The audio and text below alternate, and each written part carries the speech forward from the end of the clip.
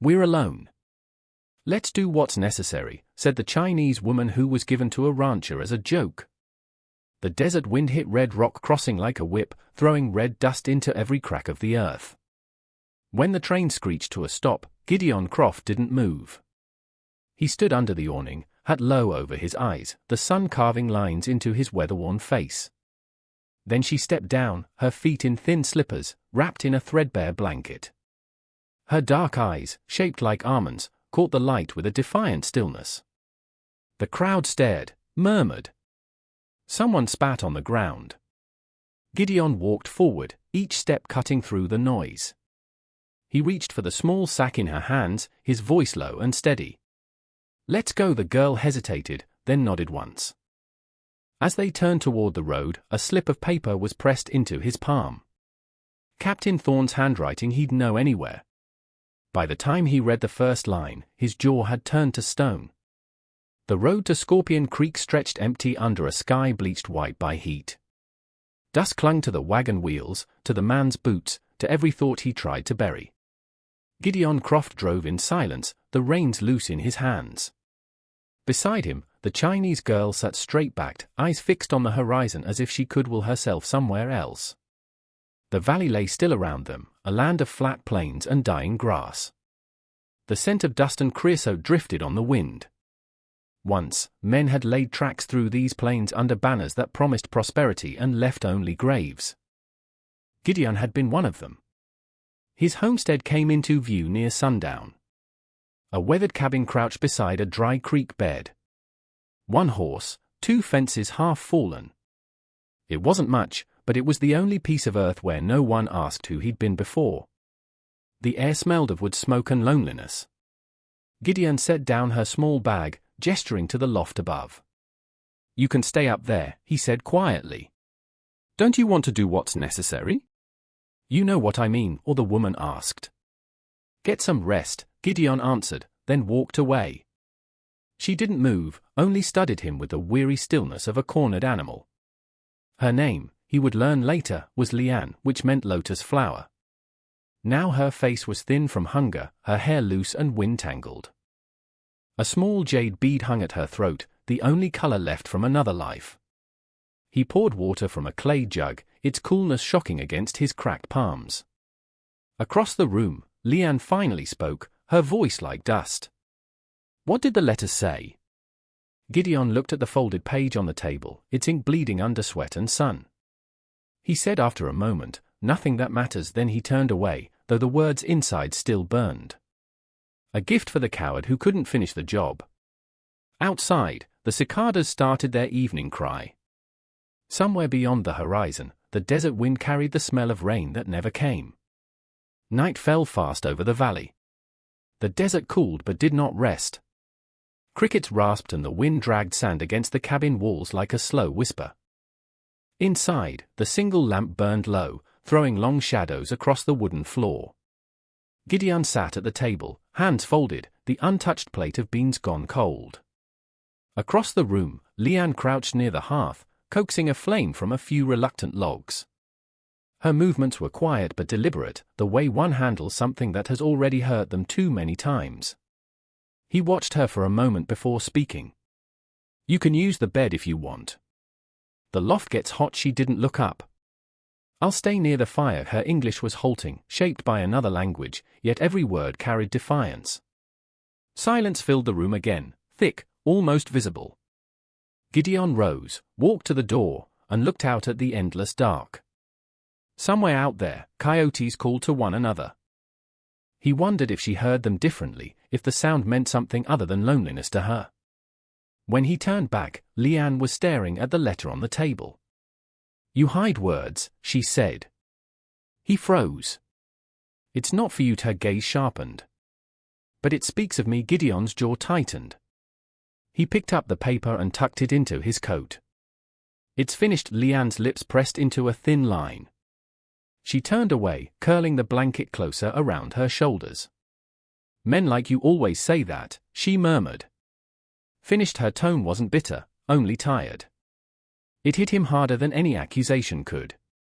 He wanted to tell her that he wasn't like the rest, that he hadn't asked for this, that he'd buried his past years ago. But explanations meant nothing here. He sat back down, the chair creaking under his weight. "You have a name?" She hesitated, then answered, "Lian." He nodded. "Gideon." The fire crackled between them. Neither spoke again for a long while. Yet the silence felt different, less sharp, more like an uneasy truce.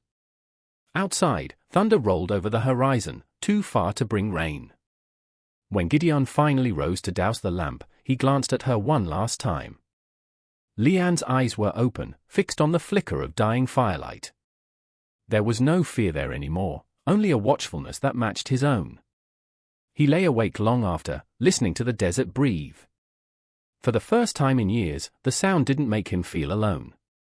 Days stretched long under the desert sun. Each one nearly the same: work, heat, silence. Yet something imperceptible began to shift at Scorpion Creek. The air still shimmered with dust, but the house no longer felt hollow.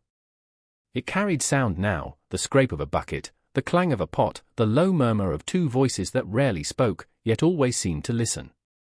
Lian rose before dawn. She swept the floor, fed the horse, carried water from the well. Her soft-soled slippers made no sound on the packed earth. Gideon worked the corral, fixing fence posts, his shoulders burned red beneath the relentless sun. They seldom spoke while working, but when they passed, they exchanged small nods, a silent language that said, "I see you. You're here." One morning, Gideon found her crouched by the pump, murmuring in her native tongue as the handle jammed.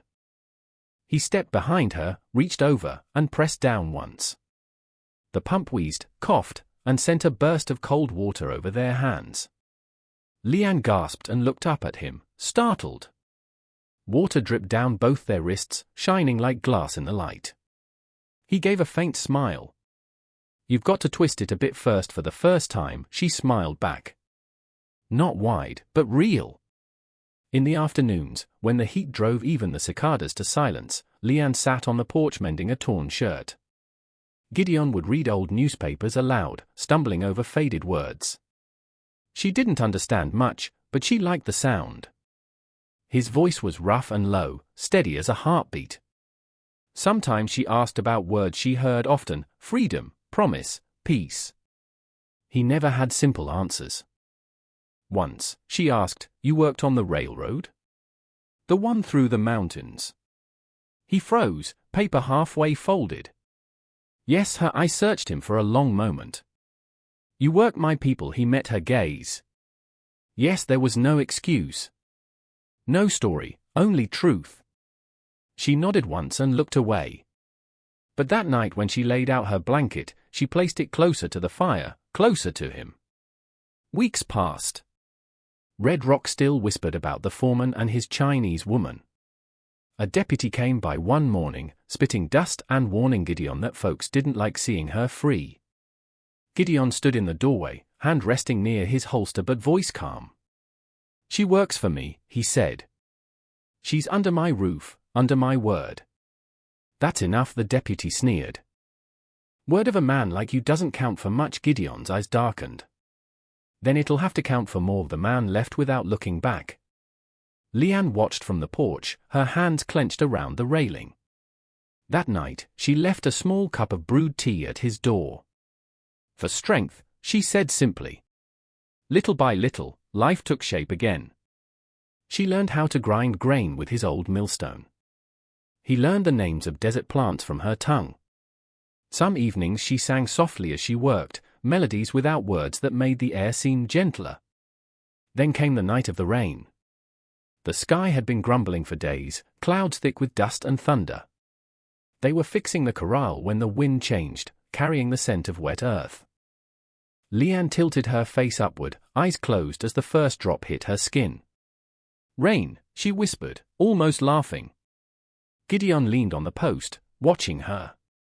"Haven't seen it in months." "It comes when it's called," she said, "if the heart remembers how." When the downpour finally came, it was sudden and wild.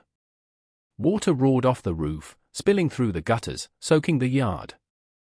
Lian stepped out into it, arms open, spinning slowly under the storm. Her hair clung to her cheeks, her laughter rising above the rain. Gideon hesitated in the doorway, then stepped out too, letting the water run down his face like absolution. For a long time, they didn't speak. They just stood in it, two shapes blurred by silver rain. When he finally looked at her, she smiled through the curtain of water. "You have rain now," she said. He met her gaze, chest tightening. "No," he said softly. "We have rain." That night, the world felt cleaner. The roof dripped, and the smell of wet cedar filled the cabin.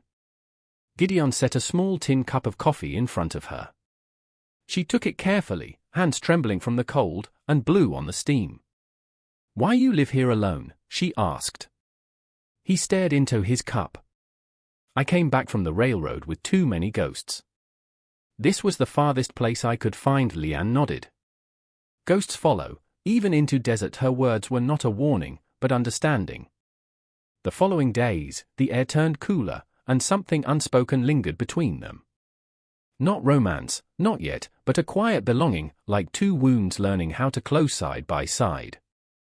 Gideon found himself waiting for her laugh, listening for her footsteps. Leanne began humming as she worked, sometimes leaving little bundles of herbs by his tools for luck. One evening, he found her outside near the cottonwoods, staring west where the sunset burned red through the dust. "That mountain," she said, pointing. "My mother told stories of a river like that, back home before the railroad came." Gideon followed her gaze, the ache in his chest sharp and familiar. "I'm sorry." Leanne turned toward him, her expression unreadable. "Sorry is only a word." "But you build new things." He didn't answer. But that night, before blowing out the lamp, he reached for the tarnished foreman's badge buried in his drawer. He turned it over once, then set it down for good. From that day on, there was no master or servant at Scorpion Creek. Only two souls bound by work, silence, and the fragile peace that came from not asking for forgiveness, but living as if it might still be possible. And when morning broke, Gideon would often find a clay bowl of cool water waiting by the door, with a faint scent of jasmine tea floating above it. Leanne never said why she left it there, and he never asked. Some things in that valley of red dust and regret did not need words. The days after the rain came golden and calm, as if the desert itself had taken a long breath. The fields near Scorpion Creek shimmered faintly green, and the scent of wet sage still lingered in the air. Leanne hummed when she worked. Gideon caught himself listening more than he should have. He began to think, foolishly, that perhaps that peace could last. But peace in the desert was always borrowed time. That afternoon, Leanne was sweeping the kitchen when she noticed the drawer slightly ajar. Inside, beneath a pile of folded shirts, a corner of yellowed paper peeked out. She pulled it free, smoothing the creases carefully. The writing was English, but the seal of a railroad company stamped in wax was one she recognized. Gideon came in from the yard just as she was staring at the page. "What are you doing?" he asked too sharply. Her head snapped up. "It has your name." He crossed the room in 2 strides, snatching the paper from her hands. "You shouldn't touch things that aren't yours." Her voice trembled, though her eyes did not. "Then tell me who sent it." "It's nothing." She stepped closer. "It is something. I know this mark. It speaks of the railroad." "Drop it, Leanne." But she didn't. Her hand shot forward, gripping his sleeve. "Tell me." The paper crumpled between them.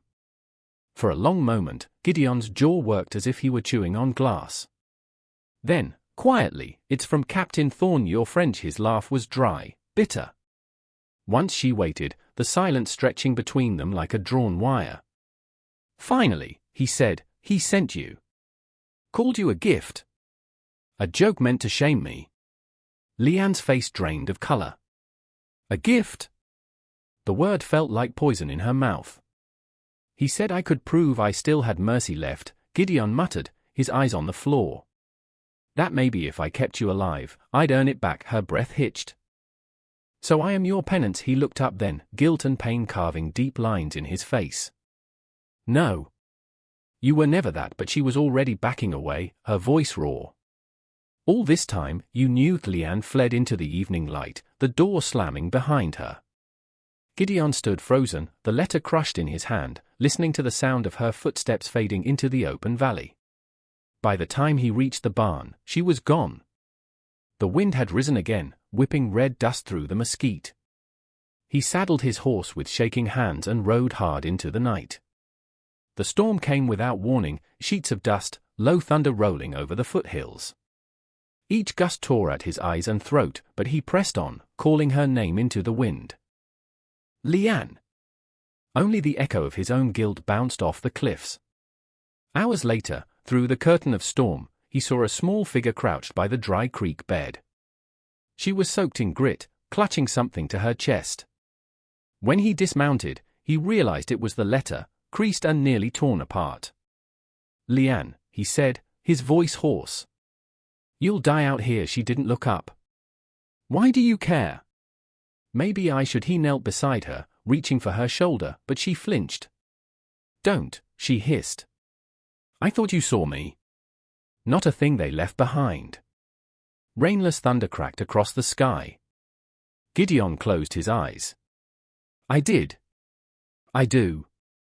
That letter, what he meant doesn't define what's happened here. Then what is this? Her words shook. You keep me because you pity me. He shook his head, dust or tears sliding down his face. Because if I let them take you back, they'll break you again. Because I can't stand another soul buried in the name of mercy. She stared at him, her breath unsteady. You think I need saving? No, he whispered. I think I need forgiving for a heartbeat. Neither moved. The wind howled through the canyon like a beast. Then, slowly, Leanne's fingers unclenched from the torn paper.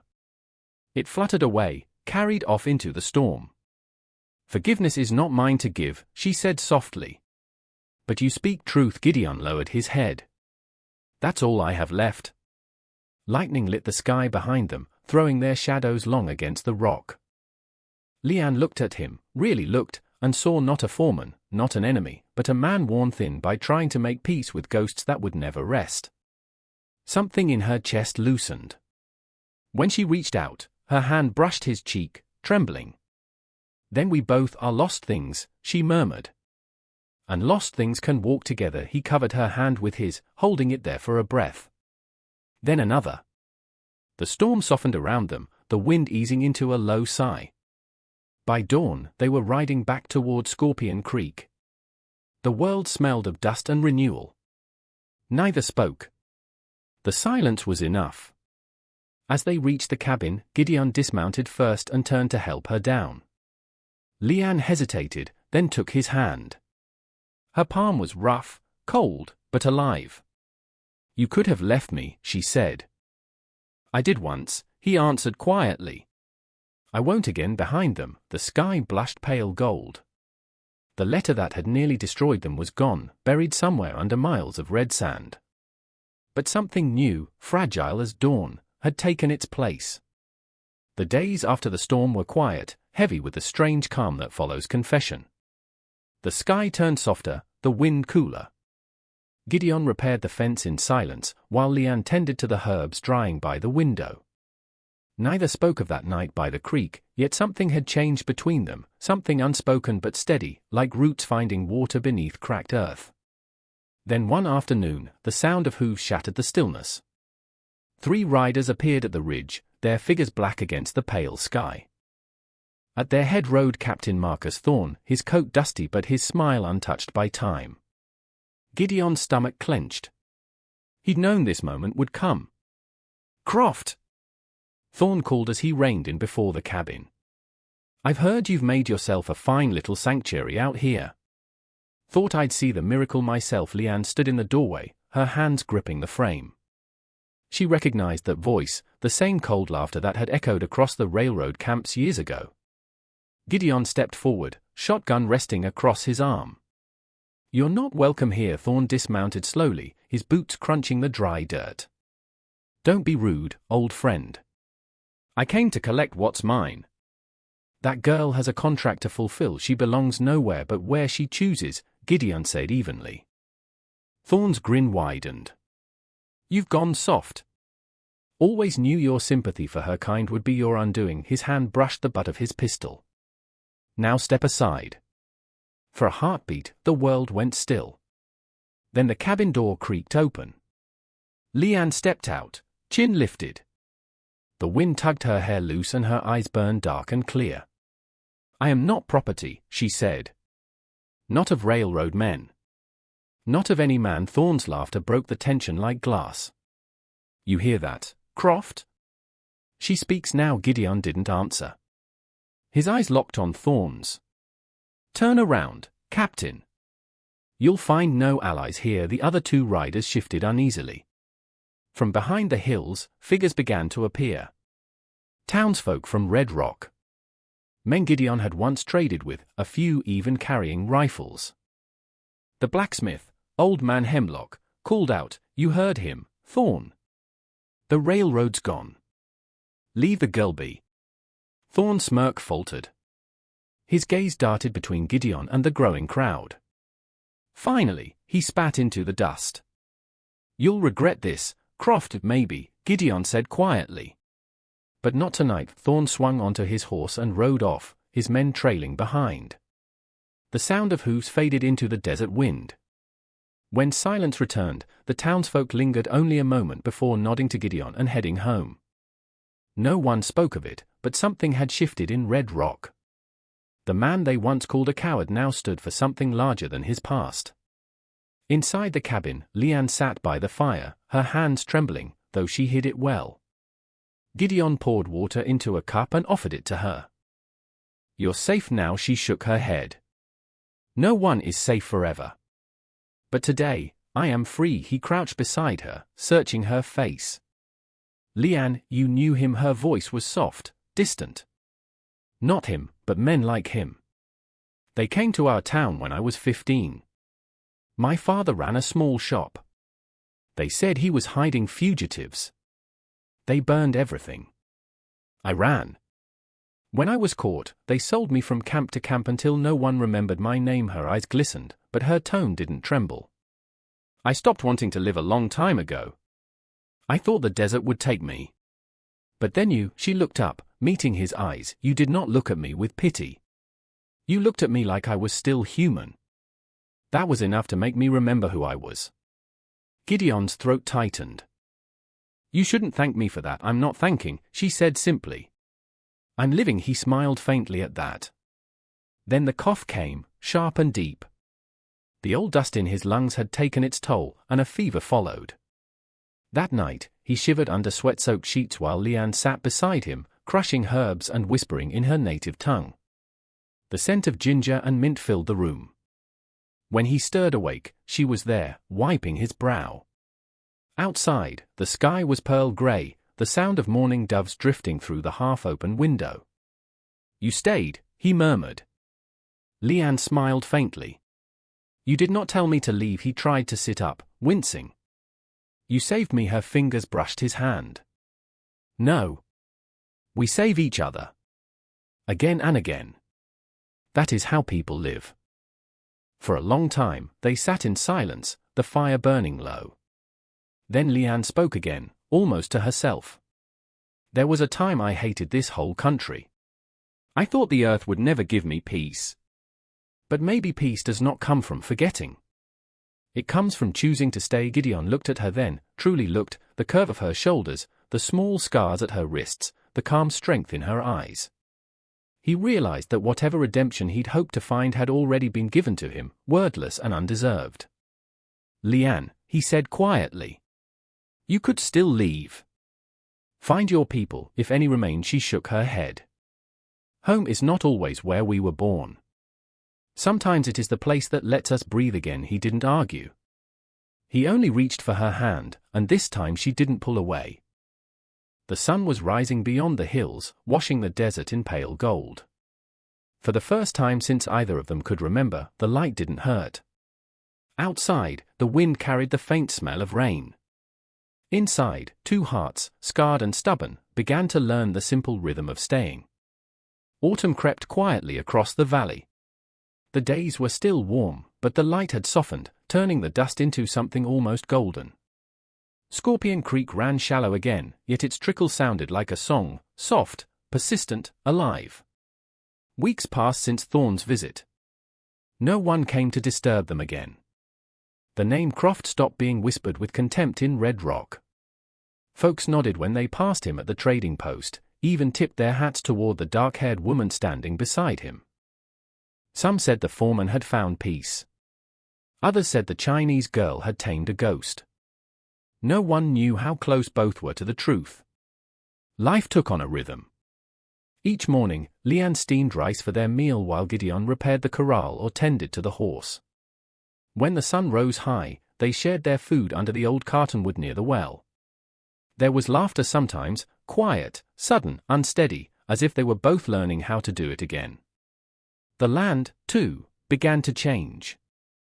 Where dust once ruled, patches of green pushed through. A small garden sprouted near the water trough, with resilient melons and hardy greens.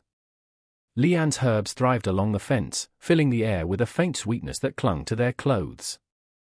One morning, Gideon found her kneeling by the new plants, humming softly. "Your garden's taking over my yard," he said, leaning on the fence post. She smiled without looking up.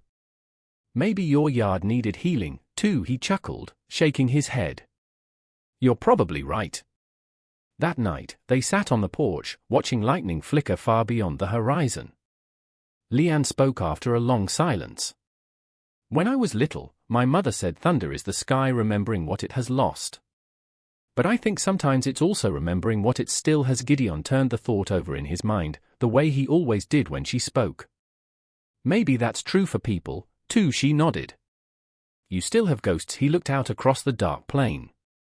"Always. But they don't speak so loud anymore." For a while, the only sound was the low creak of the rocking chair, the hum of crickets in the grass. Then Leanne whispered, almost shyly, "Gideon, I want to stay." He turned to her, startled, not because he hadn't hoped for those words, but because hearing them felt like sunlight after too many winters. "Then stay," he said simply. The following weeks blurred into the steady pulse of rebuilding. They worked side by side, mending the barn roof, setting new posts, clearing dead brush. Leanne's strength surprised him. She carried her share without complaint, her small frame steady as any ranch hand. When she tired, he fetched water.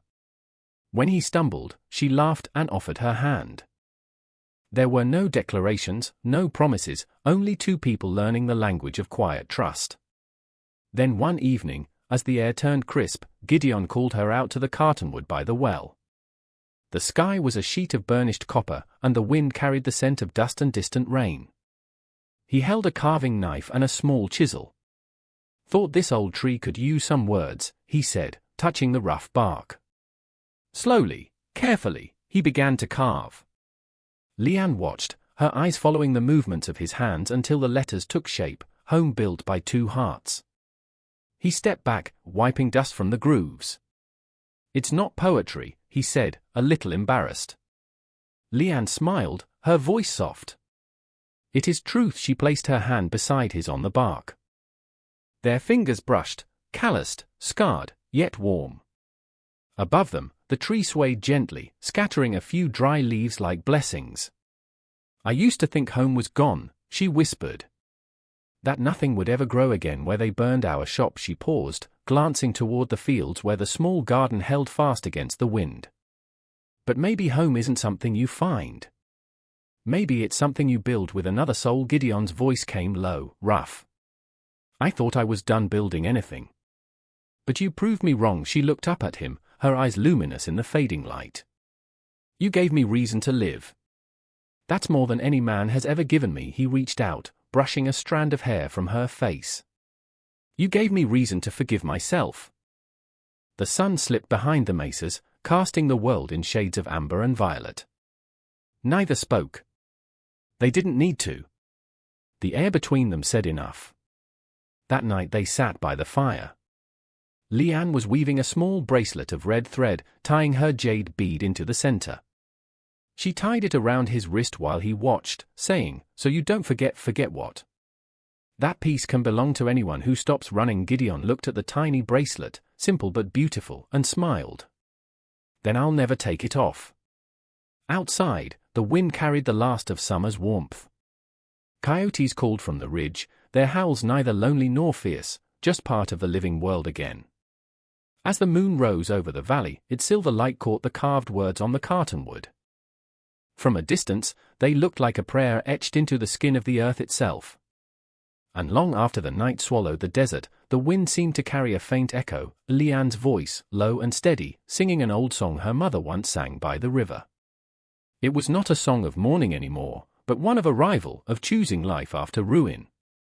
Those who passed through the valley in years to come said that if you stood by the cartonwood on a still night, you could hear two voices intertwined in the wind, one deep and rough as earth, the other soft as rain, both whispering the same promise, that peace, once found, would not be taken again.